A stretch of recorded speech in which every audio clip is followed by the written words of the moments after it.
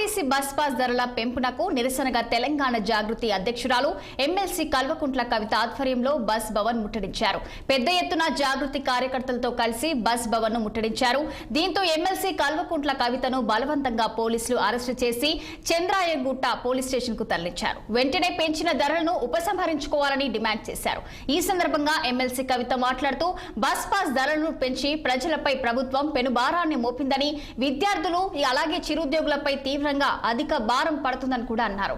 అనేక రూట్లలో విద్యార్థుల కోసం బస్సును నడపడం లేదని ఫిర్యాదులు వస్తున్నాయని, ప్రజలను దోచుకోవడానికి కాంగ్రెస్ ప్రభుత్వం అలవాటు పడిందని ఎమ్మెల్సీ కవిత మండిపడ్డారు.